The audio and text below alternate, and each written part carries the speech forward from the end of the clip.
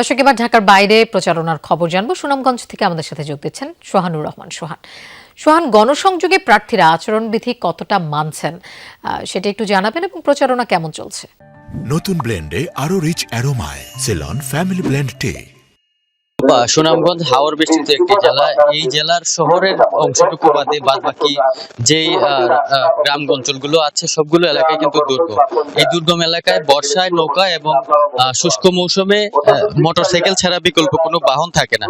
এত দুর্গম পথ পেরিয়েও প্রার্থীরা কিন্তু তাদের প্রচারণা চালিয়ে যাচ্ছেন, অক্লান্ত পরিশ্রম করছেন। যেভাবেই হোক ভোটারের কাছে পৌঁছাতে হবে, ভোটারের কাছে তাদের বার্তা দিতে হবে। আমরা এই মুহূর্তে আছি সুনামগঞ্জ সদর 4 আসনের একটি গ্রাম বৈশবের দেওয়ানবাড়ি। আপনারা দেখতে পাচ্ছেন এখানে ধানের শীষের প্রার্থী যিনি আছেন তিনি ওনার নির্বাচনী সমাবেশ করছেন এবং উনি ভোটারদের প্রতিশ্রুতি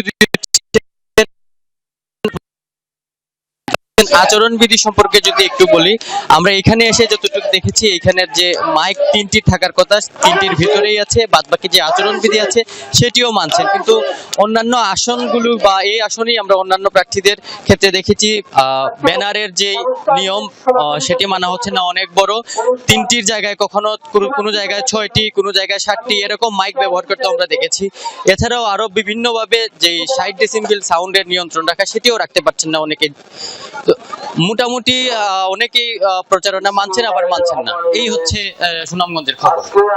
সোহান, আপনাকেও ধন্যবাদ আমাদের সাথে যোগ দেওয়ার জন্য। এবার সিরাজগঞ্জে যেতে চাই। গোলাম মোস্তফা রুবেল সেখানে আছেন। রুবেল, প্রার্থীদের গণসংযোগ এবং নির্বাচনী পরিবেশ কেমন দেখছেন সেটা একটু জানতে চাই এবং প্রার্থীরা কি ধরনের প্রতিশ্রুতি দিচ্ছেন সেটাও একটু বলবেন। লোপা, আমি সকাল থেকেই রয়েছি সিরাজগঞ্জ 5 আসনে, তাঁতশিল্পে সমৃদ্ধ ভরা বেলকুচি উপজেলা, নদী ভাঙন কবলিত চৌহালি উপজেলা। এই দুটি উপজেলায় মূলত ঘুরে আজকে দেখলাম এখানকার প্রার্থীদের সরগম এবং ভোটারদের মাঝে উৎসাহ উদ্দীপনা। এখন রয়েছি সিরাজগঞ্জ 2 আসনের রাজাপুর ইউনিয়ন মাঠে, যেখানে জামাত ইসলামের একটি উঠান বৈঠক হচ্ছে।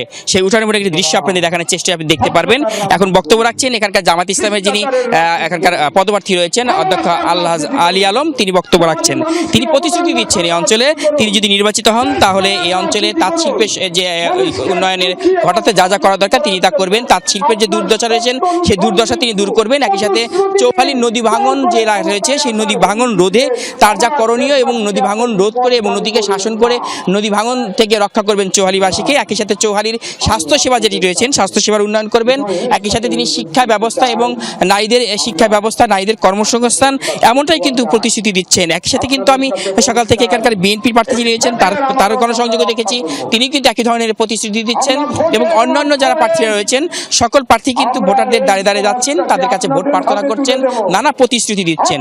ভোটাররাও কিন্তু আসলে প্রার্থীদের কাছ থেকে নানা প্রতিশ্রুতি নিচ্ছেন এবং বলছেন ভোটের পরে যেন এই উন্নয়নগুলো ঘটে সেগুলো তারা বুঝে নেবেন, এমনটাই কিন্তু বলছেন ভোটাররাও। সব মিলে সিরাজগঞ্জের 6টি আসনে কিন্তু নির্বাচনী যে প্রচারণা অনেকটাই জমে উঠেছে। বিশেষ করে সিরাজগঞ্জ 5 আসন যেটি রয়েছে, যেখানে আমি রয়েছি, এই আসনে কিন্তু অনেকটা উৎসবমুখর পরিবেশ আমরা দেখছি। প্রতি চাষতল থেকে শুরু করে প্রতিটি জায়গাতেই কিন্তু সরগম নির্বাচনের মাঠটি। কারণ এখানকার প্রার্থীরা তারাও কিন্তু নানা প্রতিশ্রুতি যে দিচ্ছেন এবং এলাকার যে নানা সমস্যাগুলো রয়েছেন সেই সমস্যাগুলো কিন্তু প্রার্থীরা যখন যাচ্ছেন তখন ভোটাররা তাদের সামনে তুলে ধরছেন।